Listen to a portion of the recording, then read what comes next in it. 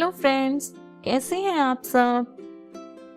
नई नई कहानियों को सुनने के लिए सब बहुत उमंग में और उत्सुक होंगे ना।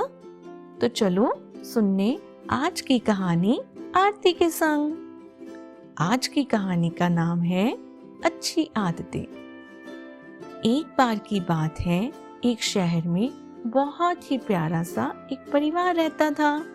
परिवार में नन्ही सी प्यारी सी खुशी और उसका बड़ा भाई टिपेंद्र उर्फ टप्पू अपने मम्मी पापा के साथ रहते थे।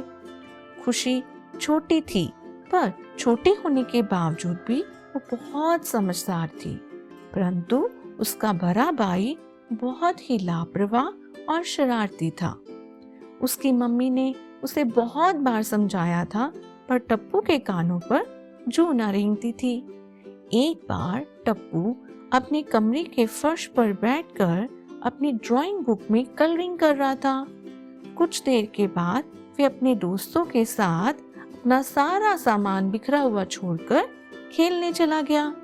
तभी बाद में उसकी छोटी बहन खुशी उसके कमरे में पेंसिल लेने आती है और वो कमरे में बिखरे हुए क्रेयॉन्स के ऊपर पैर रखते ही धड़ाम से गिर जाती है।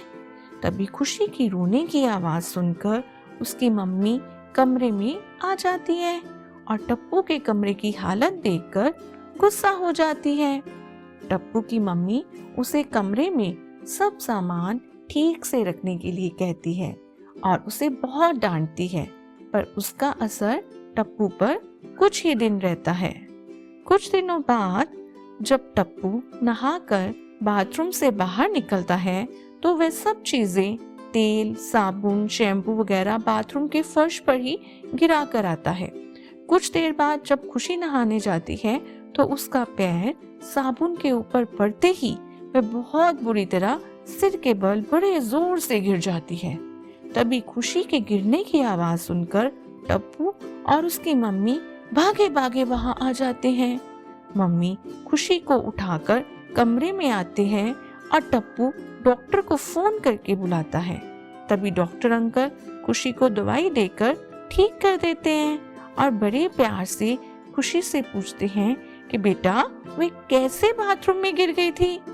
तभी खुशी डॉक्टर अंकल को बताती है कि उसके भाई टप्पू ने बाथरूम में नहाने के बाद तेल और साबुन फर्श पर ही गिरा रहने दिया था, जिसके कारण वह उसके ऊपर से स्लिप कर गई थी। तभी डॉक्टर अंकल टप्पू को अपने पास बुलाकर समझाते हैं कि उसे इतनी लापरवाही नहीं करनी चाहिए, जिसके कारण किसी का नुकसान भी हो सकता है, ज्यादा चोट भी लग सकती है। डॉक्टर अंकल से प्रॉमिस करता है कि वह भविष्य में सावधानी रखेगा और एक अच्छे और समझदार बच्चे की तरह व्यवहार करेगा और सब चीजों को उनके सही स्थान पर रखकर अपने घर को सुंदर और स्वच्छ बनाएगा। अब टप्पू ठीक वैसा ही करता है जैसा उसने अपनी मम्मी और डॉक्टर अंकल से प्रॉमिस किया था, और वह अपनी छोटी बहन खुशी का भी खूब ध्यान रखता था। अब टप्पू एक अच्छा और एक समझदार बच्चा बन गया था। तो प्यारे दोस्तों, ये थी आज की कहानी। आशा करती हूँ आप सबको आज की कहानी बहुत पसंद आई होगी। इस कहानी के बारे में आपकी राय कमेंट सेक्शन में जरूर लिखें। आप अपने बच्चों के साथ इन कहानियों का आनंद ले सकते हैं और उन्हें अच्छी आदतों को सीखने के लिए प्रेरित कर सकते हैं। तो मिलते हैं अगले वीरवार को। तब तक बाय बाय। Thank you.